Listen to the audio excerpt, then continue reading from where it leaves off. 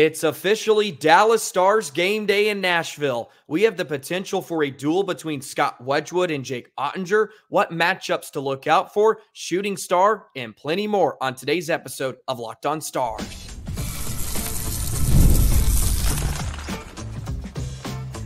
You're Locked On Stars, your daily podcast on the Dallas Stars, part of the Locked On Podcast Network, your team every day. Howdy, Stars fans. I'm Joey Erickson, former producer of 105 Through the Fan. Please be sure to subscribe. We are free and available wherever you get your podcasts and on YouTube. And as always, thank you so much for making us a part of your day and making us your first listen. Happy game day, Stars fans. It's officially opening night as the Dallas Stars take on the Nashville Predators at Bridgestone Arena. You can catch the game on ESPN Plus and Hulu. No Victory Plus tonight, unfortunately. Of course, you can catch Josh Bogorod and Daryl Ray on the ticket, but we have to wait for our first Victory Plus broadcast on Saturday night in the home opener for the Dallas Stars against the New York Islanders. But Jusse Saros dealing with a lower body injury. We may see Jake Oettinger versus Scott Wedgewood. Mavrik Bourque is doubtful for tonight. What matchups should you be keyed in on? Plus shooting star. Who is going to shine brightly for the Dallas Stars tonight, hopefully in an opening night win? We'll get into all of it on today's episode of Locked On Stars. Hit the subscribe button, hit the like button, drop a comment below. Let me know how excited you are for Dallas Stars hockey to be back. Today's episode is brought to you by Game Time. Download the Game Time app, create an account, and use code LOCKEDONNHL for $20 off your first purchase. So, yesterday, we found out Jusse Saros is dealing with a lower body injury. This comes from Alex Daugherty, a beat writer for the Nashville Predators. Jusse Saros officially day-to-day with a lower body injury. Head coach Andrew Burnett says they have not made a decision on a starter for Predators opener versus Stars on Thursday. I'm currently recording this on Wednesday evening, so we'll see if there is more clarity tomorrow. But that means Scott Wedgewood, the backup for the Nashville Predators, could be in between the pipes on opening night. We thought maybe we have to wait till later on in the season to see this matchup, but it looks like Scott Wedgewood and Jake Oettinger could be going head-to-head. Can you imagine two best friends going at it on the sheet at Bridgestone Arena? And the backup, if Jusse Saros is not healthy enough to back up, which if he's not ready to go, he probably will not be on the roster, Matt Murray will back up Scott Wedgewood, of course, former Texas Star and Dallas Star. He shut out the Minnesota Wild last season in Dallas. So Matt Murray would be the backup. Can you imagine all of that already on opening night? So we do have the potential for that duel, and we may already know who the starting netminder is for Nashville by the time you are taking in this podcast. So there you go. There is a potential change to the starting goaltenders for tonight. I did want to dive in a bit to some of my concerns with the Dallas Stars defense, because many of you have heard me say that, and there was a comment I read asking me to go a bit more in depth, and I feel I owe that to you Locked On Stars listeners, because I've been just saying I have concerns and I really haven't gone into any details with it, and that's not fair. So I'm going to dive into this a bit. And I think two things can be true, right? I think the Dallas Stars needed some physicality. They needed some nastiness. And Matt Dumba and Ilya Lyubushkin will certainly bring that to the Stars. Where a lot of my concerns lie is in today's NHL, and we've sort of gotten into this over the past few weeks here on Locked On Stars, the modern way to play hockey is not physicality and hits necessarily. It's all about puck movement, mobility, and getting to the offensive side of the rink as quickly as possible. And that is not something necessarily Matt Dumba and Ilya Lyubushkin thrive at. You look at Dumba last season. He ended up with 202 hits, which would have led the Stars by a pretty good margin. Yanni Hakanpää was the only defenseman that ended up with over 100 hits, and he missed the last few months of the season. Lyubushkin as well, I think, ended with 180 hits or so. And that would have, of course, led Dallas in hits. Plus, Dumba finished with 88 penalty minutes. And the Stars last season were the least penalized team in the entire NHL. And Dumba, of course, is probably going to factor in on the penalty kill this season. But if he's in the box a ton, it's not really going to matter. And with Dumba's lack of mobility and his ability to make decisions quickly, he's going to find himself in situations where he's going to take penalties. And that's where I worry, because physicality and grit is great. I understand that. In the playoffs, it's a different situation, but there's this 82-game grind they have to get through. And physicality and grit is secondary traits that make you really successful in today's NHL. And who knows, Dumba could really elevate his play, playing alongside Miro, and maybe I could be completely off my rocker on this, and Dumba's going to look great, and he's going to be fine. But these are my concerns. I'm trying to lay these out for you. And plus, Dumba had 88 penalty minutes last season, and he was not playing as much as he did in previous years. If he's going to be in a top 4 role here, we're going to expect over 22 minutes a night. That's where he's going to live if he's going to play with Miro. And if the Stars start getting in penalty trouble, it puts more stress on your special teams, especially your PK and your power play, to score more. And they've been really good, and they haven't lost a ton of their personnel, right? So the special teams may not falter, but it certainly helps when you're not in the box a ton to help out your penalty kill. But let's say they are, they bump up to middle of the pack in terms of their penalty minutes. That's a lot of stress you're putting on a lot of guys like Lyubushkin and Lindell, and you're going to put it on your forwards as well with Steele, Oscar Back, who will probably kill some penalties as well. Those are a lot of minutes, and Lyubushkin, he had 57 penalty minutes, which isn't terrible, but Miro led the team in penalty minutes with 36, like Miro Heiskanen did. We're talking about number 4 here, who led the back end, who led Stars blue liners with 36 penalty minutes. That's not a ton.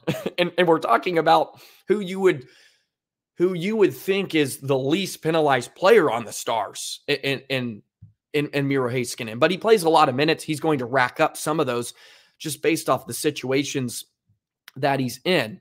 And of course, not everybody can be Chris Tanev, who is this just like almost perfect right-handed defenseman that is brute and physical, but he still is great with his puck distribution, and he's mobile, right? Not everybody can be that. And I know the Stars aren't asking either of Dumba or Lyubushkin to be that Tanev role, but they're still playing within the top 4, and Lyubushkin has never played more than 17 minutes per game anywhere in his career, and I just feel like they may be asking a lot out of him.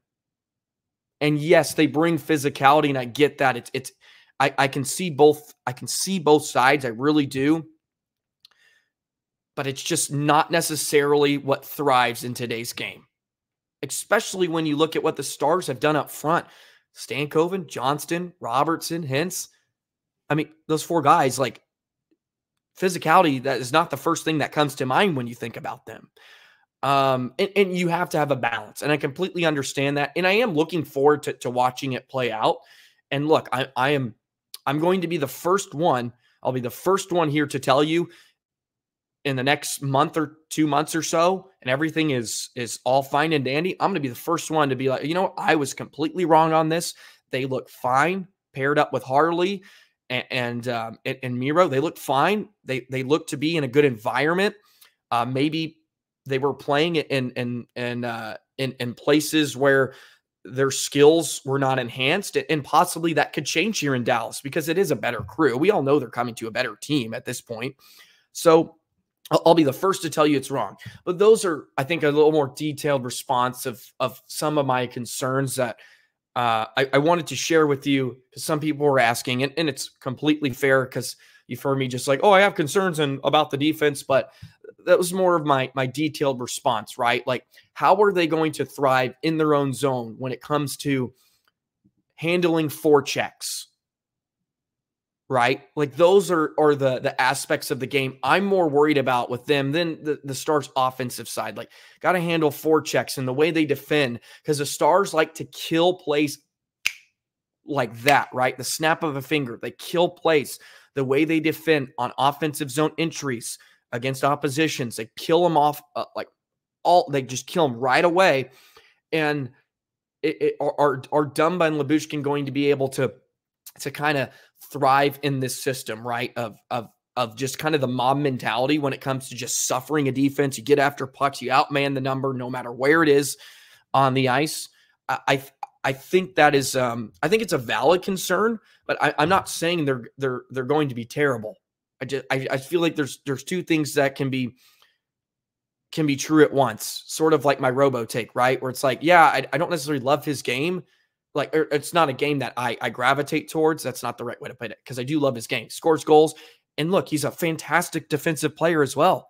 I said it multiple times last year. I think Robertson is very underrated in his 200-foot game now, right? I feel like I give Robo all the props in the world.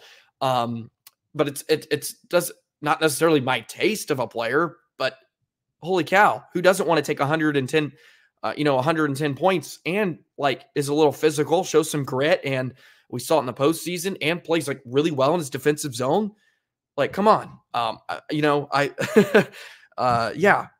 take that more than Mitch Marner.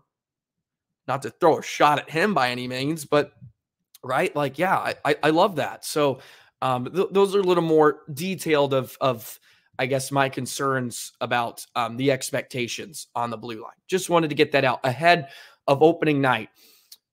Now let's look at what to watch for. There's going to be some fun matchups. Also, we may have some more clarity on the line combinations with Mavrik Bourque, who is doubtful, and I don't think he's going to play. We'll get into those in just a moment. Today's episode of Locked On Stars is brought to you by FanDuel. Hey, NFL fans, you can start the season with a big return on FanDuel, America's #1 sportsbook. So when you get the hunch in the middle of the game, you can check out the latest stats, view live play-by-play, and so much more on the same page where you place your bets. You'll get started with $200 in bonus bets guaranteed when you place your first $5 bet. Get in on the action with FanDuel. You can download the app on your smartphone. It's free and available on the App Store and Google Play Store.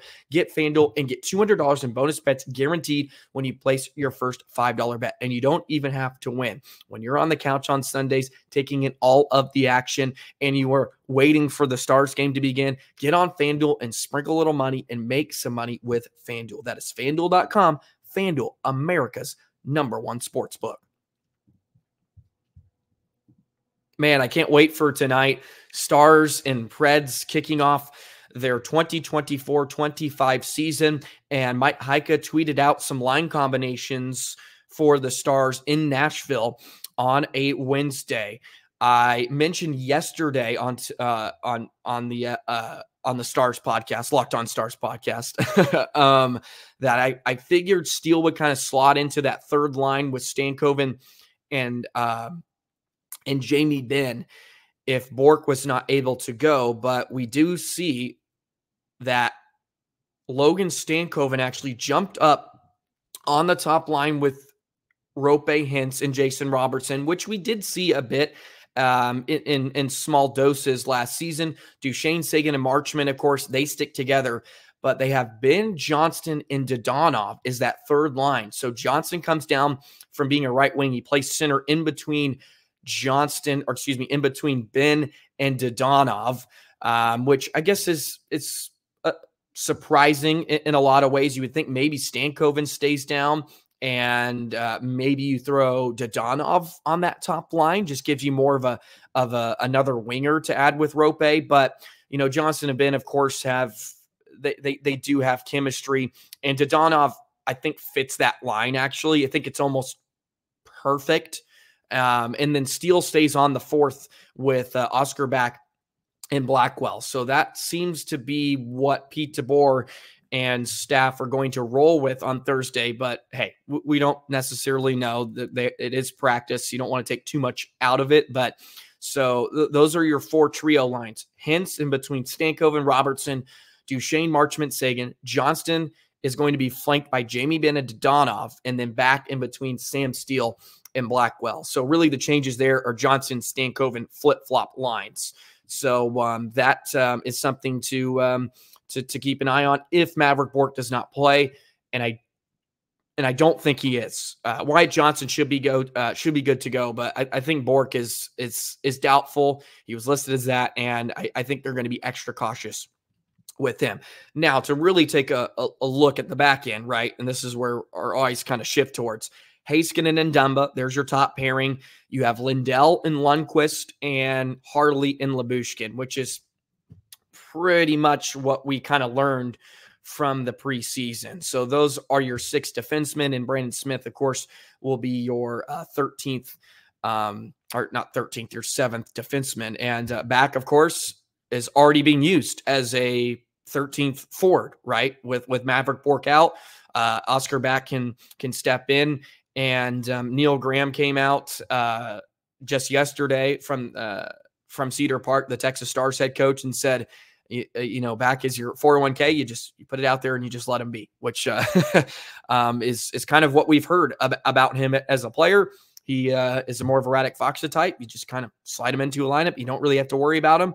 And I think that's exactly what you want out of a role player. And that's what Oscar back is going to be asked to do here tonight, more than likely, if Mavrik Bourque is not able to go.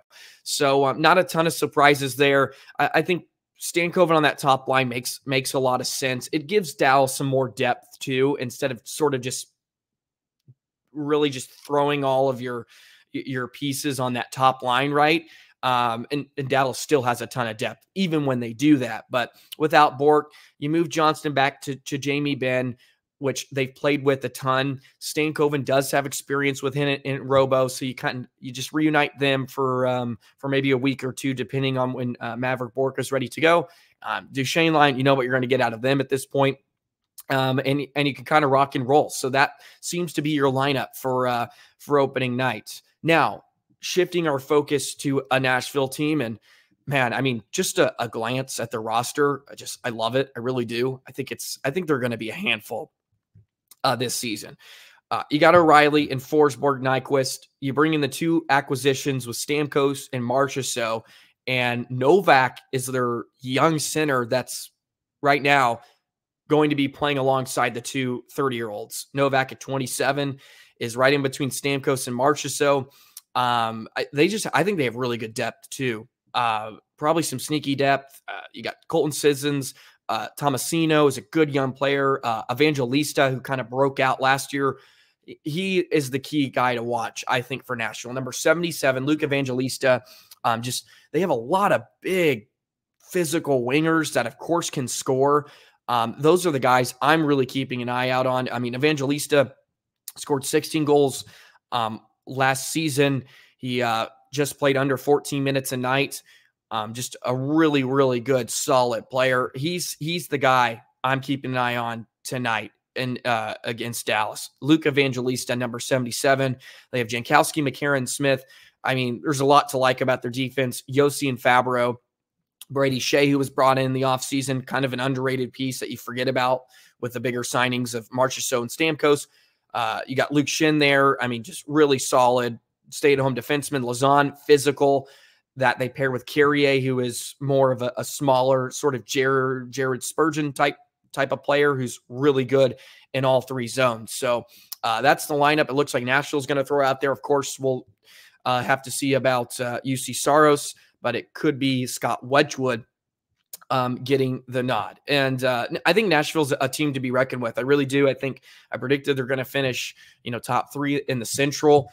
It may take a bit longer for them to sort of get the chemistry. I think that's where the learning curve is going to be for guys like Stamkos and Marchessault. Less for Marchessault. He has been around different places before, but for Stamkos, and we talked to Ann of Locked On Stars, a few months ago, and she mentioned, he's got to learn, where to get coffee and, which route he's going to take to the rink and stuff. And sort of what we saw with Joe Pavelski in his first season, where it did not get off to a great start. We know what happened after he got comfortable, but he was not off to a flying start here in Dallas. So I think it's going to take maybe a month or two for Nashville to really start to fire on all cylinders. But I think when they do, they're going to be a really, really tough team. They have a lot of pieces, and I'm really excited to watch it play out. And yeah, I think the building in Bridgestone is going to be pumping, man. There's some life back in Nashville, especially after what they did at the end of last season. And they took Vancouver, to the brink in the postseason when they had that awful stretch when Dallas, beat the crap out of them. So there was a lot of momentum building up the last few months of the season into the playoffs when they really weren't supposed to win. And only reason maybe it was that close is because Demko was hurt, and Vancouver was going through a ton of different injuries up front even, and with their netminders into the offseason, the big free agency grabs. Like, there is a lot of palpable energy that has built up with Nashville over the last 6 months. So this clash is going to be great. And it's fun to get a Central Division opponent right off the hop. And these games will be important. These are important. You got to beat teams like Nashville, Colorado, Winnipeg. You got to beat those teams if you want to win the Central, if you want to, pad your stats, so to speak, in the West and all that. So, these are important at the end of the day. Okay, we're bringing back a Shooting Star segment. I want to keep track of sort of my picks throughout the season, see how many get right. And I also want to put out some polls as well on the YouTube community tab for you listeners to go in and vote for your shooting star. I'll put like 3 or 4 names a night, but also put a thing in where you can enter your own. Option as well, and see if we can keep track of it. See how many I get right. See how many the listeners of Locked On Stars get right, and we'll sort of keep a tab here for 82 games. So you just got to pick the player of the game. They don't necessarily have to score, and we can vote after the game who we think deserves to be player of the game. Of course, goals are going to help, right? But it doesn't necessarily have to be that. So we're going to rock with that in the next segment. Your shooting star pick, let me know in the comments below. We'll do that in just a moment. Today's episode of Locked On Stars is brought to you by Game Time. Game Time is a new feature called Game Time Picks that makes getting tickets for your favorite live events even easier. And Game Time Picks filters out all the fluff to show you only incredible deals on great seats, so you don't have to waste time searching through thousands of tickets. You can see the seat before you buy it, get a panoramic view from your seat, and Game Time will also guarantee you a credit of 110% of the difference. It's their lowest price guaranteed. So get in on Game Time. It takes all the guesswork out of buying tickets. You can download the app. You can use the code LOCKEDONNHL when you create an account and get $20 off your first purchase. Terms apply. Again, create an account, redeem code LOCKEDONNHL. That's LOCKEDONNHL for $20 off. Download Game Time today. What time is it? It's game time. And today it is actually game time. The Dallas Stars kicking off their 2024-25 season against the Nashville Predators. 7 o'clock puck drop in Nashville. On Tuesday, we saw the puck drops were like 20 minutes after, so hopefully we don't have to deal with that. Again, no Victory Plus tonight. You can catch Josh and Razor, per usual, on the ticket. We get Victory Plus on Saturday when the Islanders come to town against Dallas. So there we go. Cannot wait for tonight. I've been watching so much hockey already over the last few days. It's just nice to sort of get back into a flow. Looked like Utah was great, the atmosphere, and they get a win over Bedard and company. That was fantastic. I mean, Florida, what a sort of response as defending Stanley Cup champions. Boston was brutal, and I know they made it sort of close towards the end, but that game was, the score is not indicative of how the Bruins play. I mean, the Blues coming back from 2-0, right? And as I'm recording this, we got Maple Leafs, Canadians in action, and just so much fun stuff. But enough of that. It's just fun to just take in hockey once again. Let's dive into a shooting star for tonight's game. I'm going with Jake Oettinger. Over the past few seasons, it feels like goaltenders can really get off to a hot start. And sometimes the Stars play some really low event, or maybe not low event, high event, low scoring games. We saw that with the Blues last year. It was sort of a duel between Binnington and Oettinger. If Scott Wedgewood's in net, man, there's a little extraness to it. And that doesn't mean that wouldn't be there with Jusse Saros, but Wedgewood's going to want, the revenge game. It could sort of be a revenge game. So I think it's going to be a goaltender's battle in a lot of ways. I'm going Jake Oettinger as my first shooting star of the season. Think he has a brilliant night and a brilliant start to his campaign. He looks ready to go. Saw him in the preseason, like he's locked and loaded. He's ready to get off the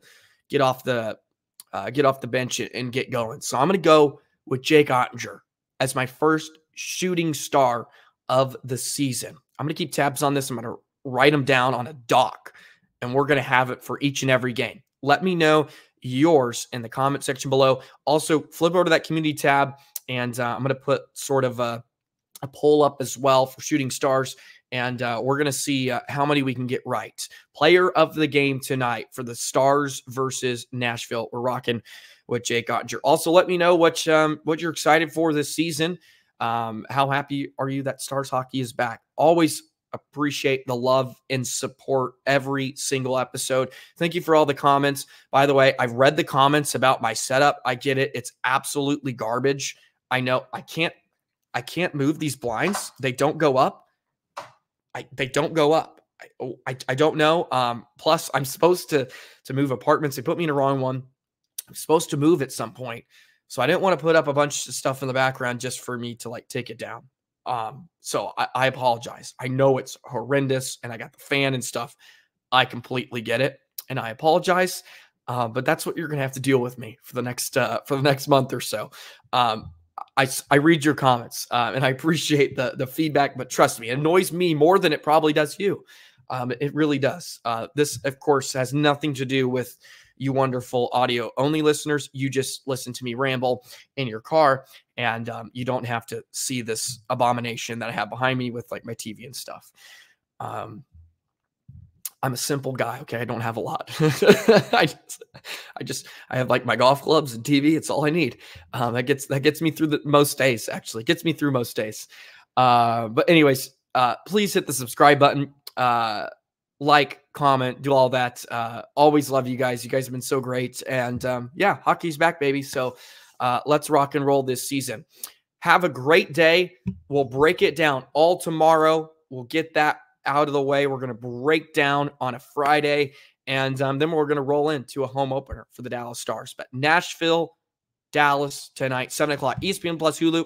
Catch the guys on the ticket. Have a great rest of your day, and we'll see you tomorrow. So long, Stars fans.